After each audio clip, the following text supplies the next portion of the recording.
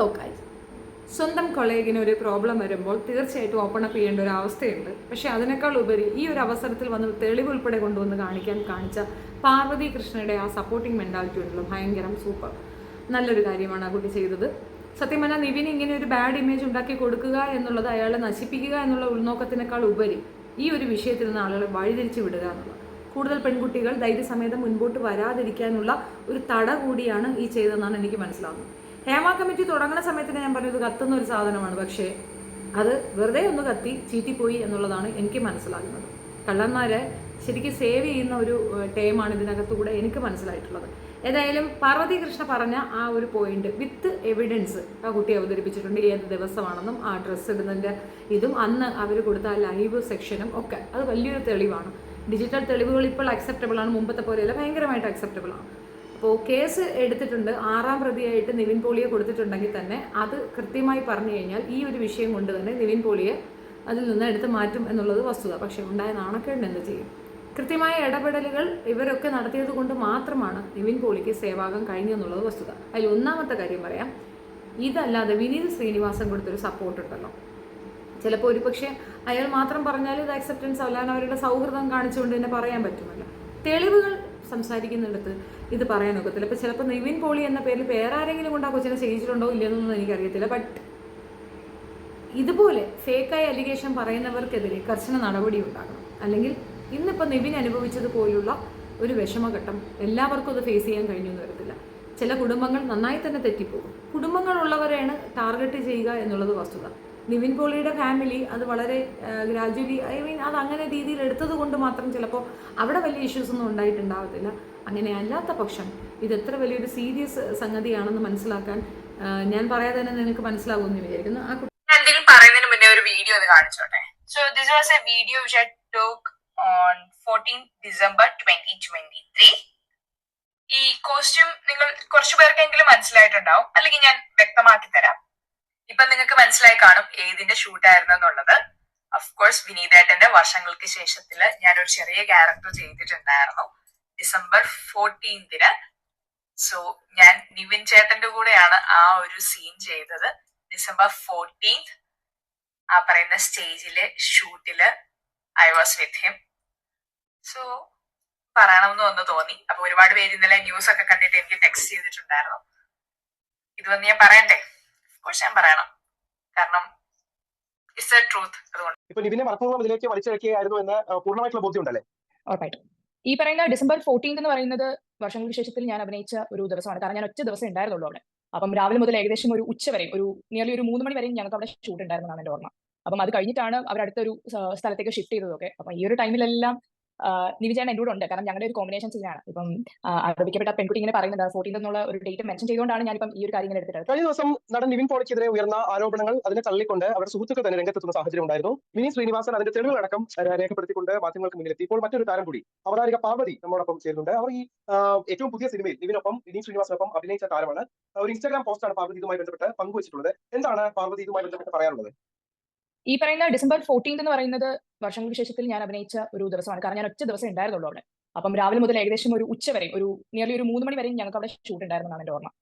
അപ്പം അത് കഴിഞ്ഞിട്ടാണ് അവരടുത്തൊരു സ്ഥലത്തേക്ക് ഷിഫ്റ്റ് ചെയ്തതൊക്കെ. അപ്പം ഈ ഒരു ടൈമിലെല്ലാം നിവിൻ ചേട്ടൻ എൻ്റെ കൂടെ ഉണ്ട്. കാരണം ഞങ്ങളുടെ ഒരു കോമ്പിനേഷൻ സീനാണ്. ഇപ്പം ആരോപിക്കപ്പെട്ട പെൺകുട്ടി ഇങ്ങനെ പറയുന്നത് 14th എന്നുള്ള ഒരു ഡേറ്റ് മെൻഷൻ ചെയ്തുകൊണ്ടാണ് ഞാനിപ്പം ഈ ഒരു കാര്യം ഇങ്ങനെ എടുത്തിട്ട്. കാരണം ഞാനും നിവിൻ ചേട്ടനും ഭയങ്കര ക്ലോസ് ആയിട്ടുള്ള ഒരാളൊന്നുമില്ല. പക്ഷേ ഒരാൾക്കെതിരെ ഇങ്ങനെ ഒരു കാര്യം ആരോപിക്കപ്പെട്ടപ്പം അത് തീർച്ചയായിട്ടും ഒന്ന് പ്രതികരിക്കണം എന്ന് തോന്നി അങ്ങനെ ഒരെണ്ണം ഇട്ടെന്നേ ഉള്ളൂ. കാരണം എനിക്ക് അറിയാവുന്ന ഒരു ഫാക്റ്റാണ്. കാരണം ആ ചേട്ടൻ അന്ന് എൻ്റെ കൂടെ ഉണ്ടായിരുന്നു എന്നുള്ളത്.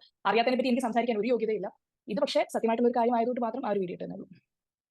പലരും ഇങ്ങനെ ഒരു ഉറപ്പ് തങ്ങൾക്കുണ്ടെങ്കിലും, അതായത് ഈ കാര്യത്തിൽ ഒരു ബോധ്യത ഉണ്ടെങ്കിലും ചിലപ്പോൾ പല കാര്യങ്ങൾ ഭയന്നുകൊണ്ട് അത് പറയാൻ മടിക്കാറുണ്ട്. എന്തായാലും പാർവതി കാണിച്ച ആ ധൈര്യം അഭിനന്ദിക്കപ്പെടേണ്ടത് തന്നെയാണ്. കാരണമല്ല, നിരപരാധിയായിട്ടുള്ള ഒരാളെ സംരക്ഷിക്കുക എന്നുള്ളത് അദ്ദേഹത്തിന് മാനസികമായിട്ടും അദ്ദേഹത്തിന് കഴിയുമെങ്കിൽ ഇത്തരത്തിലുള്ള പിന്തുണ നൽകാനുള്ളത് നമ്മുടെ ബാധ്യത കൂടിയാണ്. അത് തിരിച്ചറിയുന്നു. ഏതെങ്കിലും അന്വേഷണവുമായി ബന്ധപ്പെട്ട ആരെങ്കിലും പാർവതിയെ ഇതുവരെ ബന്ധപ്പെട്ടിട്ടുണ്ടോ? ഇല്ല, എന്നോട് ആരും ഇതിനെപ്പറ്റി സംസാരിച്ചൊന്നുമില്ല. ഇപ്പം ഞാൻ ഈ വീഡിയോ ടെൻഷൻ ഒരുപാട് ന്യൂസിന്റെ ആൾക്കാർ എന്നെ കോൺടാക്ട് ചെയ്യുന്നുണ്ട്. ബട്ട് സ്റ്റിൽ എനിക്കും പറയാനുള്ള ഇത് മാത്രമാണ്, നമ്മൾ പൂർണ്ണമായിട്ടും ഒരു കാര്യത്തിന് മുഴുവൻ ഫാക്ടും അറിയാതെ ഒന്നിനെ പറ്റിയും പ്രതികരിക്കരുതെന്നാണ് എനിക്ക് എല്ലാത്തിനും. ഇപ്പം ന്യൂസിൽ പലതും കണ്ടെത്തി ഞാൻ ഞെട്ടിപ്പോയിരുന്നു. കാരണം പെട്ടെന്ന് നമുക്ക് വിശ്വസിക്കാൻ പറ്റില്ല. അന്ന് ഒരു ദിവസം മാത്രമേ ഞാൻ നിവിൻ ചേട്ടനോട് സംസാരിച്ചോളെങ്കിൽ പോലും അദ്ദേഹം നമ്മളോട് കാണിക്കുന്ന ഒരു ജെന്യൂനിറ്റി ഉണ്ട്. അത് ഭയങ്കരമായിട്ട് ഞാൻ അപ്രീഷിയേറ്റ് ചെയ്യുകയും ചെയ്തു. അത് ഞാനൊരു തുടക്കക്കാരിയാണ്, പക്ഷെ നമ്മളെ പോലും അത്രയും ഒരു കംഫർട്ട് സോണിൽ കൊണ്ടുപോകാൻ അദ്ദേഹത്തിന് പറ്റിയിട്ടുണ്ടായിരുന്നു. അപ്പൊ അത് വലിയൊരു കാര്യമായിരുന്നു. അപ്പോൾ ഇങ്ങനെ പലതും ഇങ്ങനെ ന്യൂസ് വരുമ്പോൾ എനിക്ക് ഭയങ്കര വിഷമം തോന്നിയിട്ടുണ്ടായിരുന്നു. എസ്പെഷ്യലി നമ്മുടെ മലയാളം ഇൻഡസ്ട്രിയിൽ ഇങ്ങനെ പല ന്യൂസുകൾ ഒരുപാട് ബുദ്ധിമുട്ടുണ്ട്. പക്ഷേ പാർവതി ഷെയർ ചെയ്ത ചില കാര്യങ്ങളുണ്ട്. ആ ദിവസം കാരവനിൽ നിന്നെടുത്ത ചിത്രങ്ങൾ, അതെ. അങ്ങനെ എന്തൊക്കെ ഡാറ്റയാണ് കയ്യിലുള്ളത്? എനിക്കിപ്പോൾ തരാനുള്ളത് ഈ പറയുന്ന പോലെ ഞാൻ സ്റ്റേ ചെയ്ത ഹോട്ടലിൽ, ഞാൻ സ്റ്റാർലൈറ്റ് എന്ന് പറയുന്ന ഒരു ഹോട്ടലിലായിരുന്നു ഞാൻ സ്റ്റേ ചെയ്തിരുന്നത്. അത് 13 നൈറ്റ് ആയിരുന്നു ഞാൻ അവിടെ വന്നത്. കാരണം 14 രാവിലെ ആയിരുന്നു, ഏർലി മോർണിംഗ് ആയിരുന്നു ഷൂട്ട് പറഞ്ഞിരുന്നത്. അപ്പോൾ ഞാൻ 13 നൈറ്റ് അവിടെ വന്നിട്ടുണ്ടായിരുന്നു. അപ്പോൾ എനിക്ക് അവിടുത്തെ ഡോക്യുമെന്റ് എൻ്റെ കയ്യിലുണ്ട്. അപ്പോൾ പറഞ്ഞത് കേട്ടല്ലോ, പാർവതി കൃഷ്ണ പറഞ്ഞതാണ് കറക്റ്റ്. അവരുടെ ഒപ്പം ഉണ്ടായിരുന്നു എന്നുള്ളതിന് തെളിവുണ്ട്. അങ്ങനെയുള്ള ഒരാൾ 3 ദിവസം പിന്നെ ലോക്ക് ചെയ്ത് പീഡിപ്പിച്ചു എന്ന് പറഞ്ഞാൽ ചിലപ്പോൾ ഡ്രഗ്സ് കൂടുതൽ കഴിച്ചുകൊണ്ടായിരിക്കും പുള്ളിക്കാരത്തേക്ക് ആളെ തിരിച്ചറിയാതെ പോയത്. നിവിൻ പോളി എന്നൊക്കെ വിചാരിച്ച് വേറെ ആരെങ്കിലും ഒക്കെ വന്നിട്ടുണ്ടാവും. എന്തായാലും നിവിൻ പോളി ഈ വിഷയത്തിലില്ല എന്നുള്ളത് കൃത്യമായി തെളിയിക്കപ്പെട്ടിട്ടുണ്ട്. അതിൻ്റെ ഒപ്പം തന്നെ വിനീത് പറഞ്ഞ കുറച്ച് കാര്യങ്ങളുണ്ട്, അതും കൂടെ ഒന്ന് കേൾക്കാം. അതെ, ഡിസംബർ 14 രാവിലെ തൊട്ട് നിവിൻ നമ്മുടെ കൂടെ ഉണ്ടായിരുന്നു. അതായത് ഞങ്ങൾ ഷൂട്ട് ചെയ്തത് തൃപ്പൂണിത്തുറ നമ്മുടെ ന്യൂക്ലിയസ് മോളിലെ ന്യൂക്ലിയസ് മോളിലാണ് നമ്മൾ ഷൂട്ട് തുടങ്ങുന്നത്. ഒരു 8 മണി, ഞങ്ങളൊരു 7-7:15 ക്രൂ അസംബിൾ ചെയ്ത് 8 മണിയോട് കൂടിയിട്ട് നിവിൻ വന്ന് 8:30 ആയപ്പോഴേക്കും നമ്മൾ ഷൂട്ട് തുടങ്ങിയെന്നാണ് എൻ്റെ ഓർമ്മ. നമ്മൾ തിയേറ്ററിൻ്റെ അകത്തുള്ള പോർഷനാണ് ഫസ്റ്റ് ഷൂട്ട് ചെയ്യുന്നത്. വർഷങ്ങൾക്ക് ശേഷത്തിൽ ലാസ്റ്റ് നിവിൻ തിയേറ്ററിൽ വന്ന സിനിമ കാണുന്ന ഒരു പോർഷൻ ഉണ്ട്. അപ്പോൾ ആ പോർഷനാണ് നമ്മൾ ആദ്യം ഷൂട്ട് ചെയ്യുന്നത്. അത് ഷൂട്ട് ചെയ്ത് നമുക്കപ്പോൾ ഈ ക്രൗഡും ഉണ്ടല്ലോ, ക്രൗഡായിട്ട് അഭിനയിക്കുന്ന ആളുകളൊക്കെ ഉണ്ട്. അപ്പം നിങ്ങൾക്ക് ഇത് പ്രൂവ് ചെയ്യാൻ വലിയ മെനക്കേടും ഉണ്ടാവില്ല. ഞാൻ തന്നെ അതിന്റെ ഡീറ്റെയിൽസ് തരാം. അപ്പോൾ നിവിൻ പോളിയും ഇദ്ദേഹവും കൂടെ ക്രൗൺ പ്ലാസ ഹോട്ടലിൽ താമസിച്ചതിന്റെ റെക്കോർഡാണ് പുള്ളിക്കാരൻ കൊണ്ടുവന്നിരിക്കുന്നത്. ഇതിൽ നിന്ന് നിങ്ങൾക്ക് വ്യക്തമായില്ല, ഇത് ഞാൻ ആദ്യമേ പറഞ്ഞിരുന്നല്ലോ, സൂചനകൾ തരുന്നത് ഒരിക്കലും നിവിൻ പോളി ഇങ്ങനെ ചെയ്യത്തില്ല എന്നുള്ളത്. പക്ഷേ ഇതുകൊണ്ടുള്ള പ്രയോജനം എന്താണെന്ന് അറിയാമോ? സീരിയസ് ആയിട്ട് ഈ രീതിയിൽ അവഗണിക്കപ്പെട്ടയും അപമാനിക്കപ്പെട്ട പെൺകുട്ടികൾക്ക് നീതി കിട്ടത്തില്ല. കാരണം സംശയത്തിൻ്റെ ദൃഷ്ടിയിൽ അവരും വന്നുപെടുകയാണ്. ഇവരൊക്കെ എന്തിനാണ് ഇറങ്ങി പുറപ്പെടുന്നതെന്ന് അറിയത്തില്ല. ഈ 2 വിഭാഗക്കാർ തമ്മിലുള്ള ഒരു ക്ലാഷിൽ പ്രശ്നം വരുന്നത് ജെനുവിനായി നിൽക്കുന്ന പെൺകുട്ടികൾക്ക് അക്സെപ്റ്റൻസ് ഉണ്ടാകത്തില്ല. അവർക്ക് കിട്ടേണ്ട നീതി നിഷേധിക്കപ്പെടുന്ന ഒരു സിനാരിയോ ആണ് കാണുന്നത്. ഒരു കാരണവശാലും ഇത്തരക്കാരെ വെച്ചു പൊറിപ്പിക്കാനേ പാടില്ല. ഇവർ കാരണം ഈ ഒരു പ്രതിസന്ധി ഘട്ടത്തിൽ കൂടെ കടന്നു പോയവർക്ക് നീതി നിഷേധം വരും. ഇങ്ങനെ ഒരു വിഷയമുണ്ടോ എന്ന് ചോദിച്ചാൽ സിനിമ മേഖലകളിൽ ഉണ്ട് എന്നുള്ളത് സ്പഷ്ടമാണ്, വ്യക്തമാണ്. ആരെ പിടിച്ചാൽ ക്യാഷ് കിട്ടും, ആരെ പിടിച്ചാൽ കൂടുതൽ വൈറലാകാൻ പറ്റുമെന്ന രീതിയിലാണ്. ഈ മൽഹാറിണിയൊക്കെ തികച്ചും ഫേക്കാണ്, തികച്ചും ഫേക്കായ സ്ത്രീകളാണ് അവരെയൊക്കെ പോലുള്ള പെണ്ണുങ്ങൾ തീർച്ചയായിട്ടും പണത്തിന് വേണ്ടിയിട്ട് മാത്രമാണ് ഇത്തരം ഒരു സൂചനയും കൊണ്ടുവന്നത്. കേസ് കൊടുത്തു എന്നതുകൊണ്ട് മാത്രം അവരെ നമുക്ക് അക്സെപ്റ്റ് ചെയ്യാൻ പറ്റത്തില്ല. കൃത്യമായ തെളിവില്ല. ഇവർ അലിഗേഷൻ ഉന്നയിച്ച ആൾക്കാരൊക്കെ തന്നെ ടൈം നോക്കിയിട്ട് ആ ടൈം ഷെഡ്യൂൾ കൃത്യമായി നോക്കി പറഞ്ഞു കഴിഞ്ഞാൽ ഒരു പക്ഷേ സേവ് ചെയ്യാൻ പറ്റും. അവർ പറഞ്ഞ വ്യക്തികൾ, അവർ സൂചിപ്പിച്ച ആ ഒരു ഇത് ഒന്നും അക്സെപ്റ്റബിൾ അല്ല. റൂമിൽ വന്ന് തട്ടുന്നത് പണ്ടേ ഉണ്ട് എന്ന് പറയുന്ന പെൺകുട്ടികൾ, അല്ലെങ്കിൽ ഇതിനെപ്പറ്റി വളരെ ഡെപ്തിൽ അനുഭവിച്ചവർ, സിനിമാ ലോകം വിട്ടുപോയവർ വളരെ കാര്യമായി വന്ന് പറയുന്നുണ്ട്. അത്തരത്തിൽ ആരെങ്കിലും വിട്ടുപോയിട്ടുണ്ടെങ്കിൽ അവർക്കൊക്കെ നീതി കിട്ടേണ്ടതായിട്ടുണ്ട്. അത് മാത്രവുമല്ല, അനുഭവിക്കപ്പെട്ട, അതായത് അത്യധികം പീഡനം അനുഭവിക്കപ്പെട്ട പെണ്ണുങ്ങൾ അതിനകത്തുണ്ട്. നീക്കി നിർത്തലുകൾ എന്ന് പറയുന്ന ഒരു ഭീകര തന്ത്രമാണ്. അത് ഈ പറയുന്ന ബലാത്സംഗത്തിനേക്കാൾ വലിയ ക്രൈമാണ്. ബലാത്സംഗത്തിന് വിധേയമാക്കപ്പെടുന്നു, അല്ലെങ്കിൽ ഉഭയകക്ഷി സമ്മതത്തോടു കൂടി അങ്ങനെ ആകുന്നു, പിന്നീട് എന്തുകൊണ്ട് പറഞ്ഞു എന്നൊക്കെ ചോദ്യങ്ങൾ അവിടെ നിൽക്കുമ്പോൾ തന്നെ അത് സമ്മതമില്ലാതെ ഒരാൾ ചെയ്തിട്ടുണ്ടെങ്കിലും ആ സമയത്ത് അവർക്കെതിരെ പ്രതികരിച്ചാൽ ഫലം കാണില്ല. തനിക്ക് സംഭവിച്ചു ഒന്ന് കുളിച്ചാൽ തീരുമെന്ന് കരുതി ഉപേക്ഷിച്ചവരുമുണ്ട്. അവരെ നമ്മൾ കുറച്ച് കാണണ്ട. ചിലപ്പോൾ അവരുടെ സാഹചര്യം അവരെ കൊണ്ട് അതായിരിക്കും ചെയ്യിച്ചിട്ടുണ്ടാവുക. അപ്പോൾ ആ സാഹചര്യം ഓവർകം ചെയ്യാൻ അവർക്ക് സാധിച്ചു എന്നുള്ളൊരു ഗ്രേറ്റ് സ്റ്റഫ് അല്ലേ. അത് ഇപ്പോൾ ഒരു സാഹചര്യത്തിൽ വന്ന് പറഞ്ഞാൽ വീണ്ടും ഒറ്റപ്പെടുത്തലുകളും ആക്രമണങ്ങളും കുറയും എന്നുള്ള ബോധ്യത്തിലായിരിക്കും ഒരുപക്ഷെ അവരിപ്പോൾ വന്ന് അവതരിപ്പിച്ചിട്ടുണ്ടാവുക. പക്ഷേ ഇനി കൂടുതൽ ആൾക്കാർ മുന്നോട്ട് വരാൻ സാധ്യത വളരെ കുറവാണ്. കാരണം അവർ ആക്രമിക്കപ്പെടുന്ന രീതി, തെളിവുകളുടെ അഭാവത്തിൽ ഇത് മറന്നുപോയ വ്യക്തികൾ അവരൊന്നും ഇനി പറയില്ല എന്നുള്ളത് വസ്തുത. രാധിക പറഞ്ഞ കാര്യവും അതിനോട് റിലേറ്റ് ചെയ്തിട്ടുള്ള കാര്യങ്ങളും ഒക്കെ ശരിക്കും അന്വേഷിക്കേണ്ടിടത്ത് സ്വന്തം നാട്ടുകാരാണ് അവരെ ഒറ്റപ്പെടുത്തപ്പെടുന്നുണ്ട്, അല്ലെങ്കിൽ അവരെ ആക്രമിക്കപ്പെടുന്നുണ്ടെന്നുള്ള ഒറ്റ കാരണം കൊണ്ട് ഇതിൽ നിന്ന് ചില കാര്യങ്ങൾ മറച്ചു പിടിക്കാൻ ശ്രമിക്കുന്ന നമ്മുടെ നാട്ടിലെ മികച്ച നടിമാരും ഇതിനകത്തൊരു കാര്യകാരണ സഹിതമുള്ള ആൾക്കാരാണ്. ഇനി ഒരു വീഡിയോ കാണാം നമുക്ക്.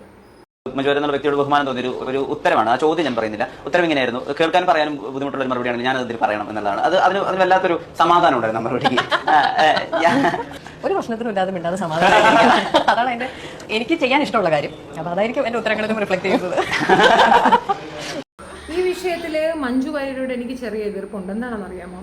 ഇപ്പോൾ നിവിൻ പോളി വിഷയം പോലെയല്ല മഞ്ജുവിൻ്റെ വിഷയം. മഞ്ജു പരാതിയുമായി പോയിട്ടുണ്ടായിരുന്നു. മഞ്ജു പിന്നെ 1600 രൂപയുമായിട്ടാണ് ഒരു വീട്ടിൽ നിന്ന് ഇറങ്ങി വരുന്നതെന്നും അതിനുശേഷം മഞ്ജുവിനെ പ്രൊട്ടക്ട് ചെയ്ത് കൂടെ നിർത്തിയ ആൾ തന്നെ മഞ്ജുവിനെതിരെ നീങ്ങിയെന്നും പറഞ്ഞ് DGPക്ക് ബെഹ്റയ്ക്ക് കൊണ്ടുപോയി പരാതി കൊടുക്കുന്ന സീനുണ്ടായിരുന്നു. മഞ്ജു എന്തിനാണ് അന്ന് അത് ചെയ്തത്? പിന്നീട് ചോദിക്കുമ്പോൾ WCCയിൽ അംഗത്വം ഏറ്റെടുക്കുകയും അതിനകത്ത് ചേരുകയും ഈ ഒരു ഹേമ കമ്മിറ്റി ഉണ്ടാക്കാനുള്ള എല്ലാവിധ സപ്പോർട്ടും ചെയ്തു കൊടുത്ത് അതിൻ്റെ പിറകിൽ നിൽക്കുകയും ചെയ്തിട്ട് പിന്നെ എന്താണ് ധൈര്യക്കുറവെന്ന് മനസ്സിലാകുന്നില്ല. കട്ടാറായിട്ട് പുള്ളിക്കാരത്തി പറഞ്ഞൊരു കാര്യമുണ്ട്, എനിക്കങ്ങനെ ഒരു അനുഭവമൊന്നുമില്ല, എനിക്കങ്ങനെ ഒരു എക്സ്പീരിയൻസ് ഒന്നുമില്ല, അവിടെ ഒരു അയണി സ്റ്റഫുണ്ട്, ആരെയും ഈ പെൺകുട്ടി ഭയപ്പെടുന്നുണ്ട്, അല്ല എങ്കിൽ നമ്മൾ കാണുന്ന, നമ്മൾക്ക് മനസ്സിലായി, നമ്മൾ മനസ്സിലാക്കിയ മഞ്ജു വാര്യല്ലാതെ മഞ്ജുവിന് മറ്റൊരു ഫേസ് ഉണ്ട് എന്നുള്ളതാണ് എനിക്ക് മനസ്സിലാകുന്നത്. അപ്പോൾ അത് നിങ്ങൾ നിങ്ങളുടെ അഭിപ്രായം കമൻറ്റ് ചെയ്യുക. ഇത്തരക്കാർ മുന്നോട്ട് വരേണ്ട ഒരു ആവശ്യകതയുണ്ട്. ഇവർക്കാരും ഭയപ്പെടേണ്ട കാര്യമില്ല. ഓൾറെഡി ദേ ഏൺഡ് ഇനഫ് എന്ന് പറയുമ്പോൾ എനിക്ക് ഇനഫാണ്, ഞാൻ ഫീൽ ചെയ്യുന്നത് അങ്ങനെയാണ്. അവർക്ക് എത്രയാണെന്ന് എനിക്കറിയത്തില്ല. കാരണം മമ്മൂട്ടിക്ക് ഇപ്പോഴും സമ്പാദിക്കണമെന്നാണ്. മമ്മൂട്ടിയും വളരെ കടുത്ത രീതിയിൽ പറയുന്നുണ്ട് അങ്ങനെ ഒരു പവർ ഗ്രൂപ്പ് ഇല്ല. പവർ ഗ്രൂപ്പ് ഇല്ലാഞ്ഞിട്ടാണോ വിനയനെ മാറ്റി നിർത്തിയത്? പവർ ഗ്രൂപ്പ് ഇല്ലാഞ്ഞിട്ടാണോ തിലകനെ മാറ്റി നിർത്തിയത്? പവർ ഗ്രൂപ്പിൽ അംഗമായ മമ്മൂട്ടിയാണ് പവർ ഗ്രൂപ്പ് ഇല്ല എന്ന് പറയുന്നതാണ് വസ്തുത. അതേപോലെ തന്നെയാണ് പൃഥ്വിരാജിന് നീക്കി നിർത്തലുകൾ ഉണ്ടായിരുന്നു എന്ന് പൃഥ്വിരാജ് തുറന്നു പറയുന്നുണ്ട്. പിന്നെയും ഇല്ല എന്ന് പറയുന്നത് വിട്ടിത്തമായിട്ട് നിങ്ങൾക്ക് തോന്നുന്നില്ലേ? അതിൻ്റെ ഒപ്പം തന്നെ ഇനി ചേർത്ത് പറയാൻ പറ്റുന്ന വേറൊരു വ്യക്തിയും കൂടെ ഉണ്ട്. ഈ പറയുന്ന പവർ ഗ്രൂപ്പ് ഇല്ല എന്ന് പറയുന്ന മമ്മൂട്ടിക്ക് എന്തുകൊണ്ട് അതിനൊരു ഉത്തരമില്ല എന്നുള്ളത് എനിക്ക് മനസ്സിലാകുന്നില്ല. ഈ നീക്കി നിർത്തപ്പെട്ട ഒരാളാണ് പാർവതി തിരുവോത്ത് അല്ലേ? നമ്മൾ കണ്ടതാണ്, നമ്മൾ വിറ്റ്നസ്സാണ്. അവർക്ക് കഴിവില്ല എന്ന് പറയരുത്. അനേബിൾ, വളരെ സ്ട്രോങ് ആയ ഒരു ലേഡി, അത്രത്തോളം വ്യക്തിത്വമുള്ള ഒരു ലേഡി, നന്നായി അഭിനയിക്കാൻ കഴിവുള്ള ഒരു സ്ത്രീ, അവരെ നീക്കി നിർത്തിയിട്ടുണ്ടായിരുന്നല്ലോ. എന്താണ് ഇവിടെ നിന്നുള്ള പെണ്ണുങ്ങളൊക്കെ ഓടി അങ്ങ് തമിഴിൽ പോയി കയറുന്നത്? ഇതിന് മുമ്പൊരു കാര്യം സംഭവിച്ചു, ഓർമ്മയുണ്ടോന്നറിയാം. സംയുക്ത വർമ്മ ഇതിനകത്ത് പാർട്ടിസിപ്പേറ്റ് ചെയ്യാൻ വന്നില്ല, അവർക്ക് വരാൻ സൗകര്യമില്ല എന്ന് പറഞ്ഞു. സൗകര്യക്കുറവുണ്ടായിരിക്കാം. ആ ഒരൊറ്റ കാരണം കൊണ്ട് പിന്നെ സംയുക്ത വർമ്മ ഇവിടെ ഒരു സിനിമ ചെയ്ത് നിങ്ങൾ കണ്ടിട്ടുണ്ടോ? നീക്കി നിർത്തൽ ഉണ്ടായിരുന്നോ ഇല്ലെന്ന് സംയുക്ത വർമ്മയോട് ചോദിക്കാത്തത് എന്താണ്? സംയുക്ത മേനോൻ, നോട്ട് വർമ്മ. സംയുക്ത മേനോൻ, നോട്ട് ബിജു മേനോൻ്റെ വൈഫല്ല, സംയുക്ത മേനോൻ എന്ന് പറയുന്ന പുതിയൊരു കുട്ടിയുണ്ടല്ലോ. ഒക്കെ മേനോനൊന്നും വേണ്ട എന്ന് പറഞ്ഞു. വളരെ ലിബറലായി ചിന്തിക്കുന്ന നല്ല നിലപാടുള്ളൊരു പെൺകുട്ടിയാണ്. തമിഴിലേക്ക് ചേക്കേറി. എന്തുകൊണ്ട് അവർക്ക് അങ്ങനെ പോകേണ്ടി വന്നു? പവർ ഗ്രൂപ്പ് ഇവിടെ ഉള്ളത് കൊണ്ട് തന്നെയല്ലേ. അങ്ങനെ ഒരുപാട് പേര് പോയവരുണ്ട്. ഒത്തിരി പേരുടെ ഡീറ്റെയിൽസ് എടുക്കാൻ പറ്റും. ഇപ്പോൾ പവർ ഗ്രൂപ്പ് ഇല്ല എന്ന് കണ്ണടച്ചിരുട്ടാക്കുന്ന മമ്മൂട്ടിയുടെ നയം ഒരിക്കലും അക്സെപ്റ്റ് ചെയ്യാൻ ഒക്കത്തില്ല. പല വേദികളിലും സ്ത്രീലമ്പടന്മാരെ അവരെ ഒന്ന് എൻകറേജ് ചെയ്യുന്ന രീതിയിൽ, അല്ലെങ്കിൽ അവരങ്ങനെയാണ്, ഞാൻ ഭയങ്കര ഡീസൻ്റ് ആണെന്ന് പറയാനാണെങ്കിൽ പോലും ഇത്തരം സ്റ്റേറ്റ്മെൻറ്റുകൾ മമ്മൂട്ടി പറഞ്ഞിട്ടുണ്ട്. ഉദാഹരണം, മുകേഷിനെയും മോഹൻലാലിനെയും ചേർത്തുകൊണ്ടൊരു കളിയാക്കൽ ഉണ്ടായിട്ടുണ്ട്.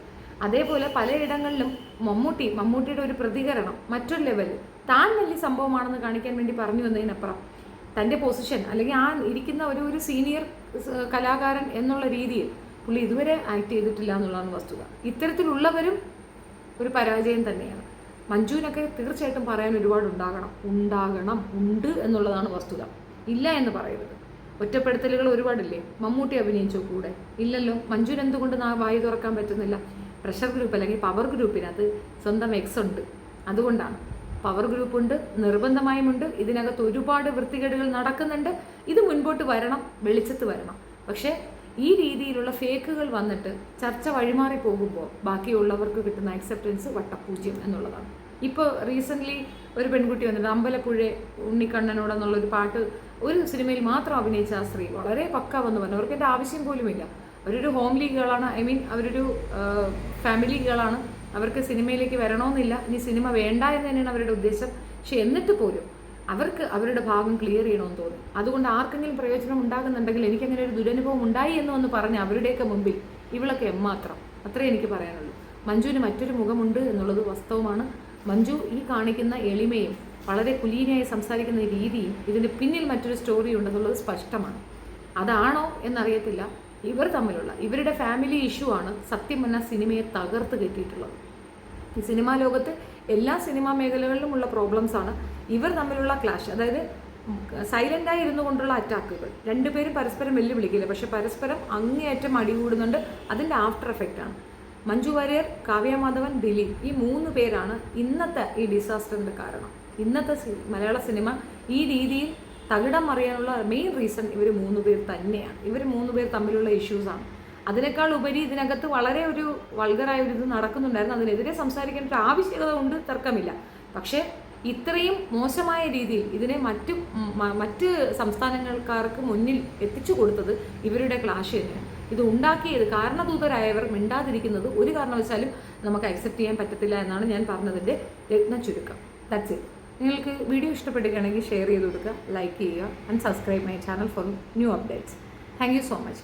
കമൻറ്റ്സ് രേഖപ്പെടുത്തുമല്ലോ. I'm expecting that. നിങ്ങളുടെ കമൻറ്റ്സ് അറിയുകയാണെങ്കിൽ എനിക്ക് അതിനനുസരിച്ചിട്ട് കൂടുതൽ പഠിച്ച് ഇതിനെപ്പറ്റി ചെയ്യാൻ പറ്റുമല്ലോ. സഹകരിക്കുക. നന്ദി. Thank U.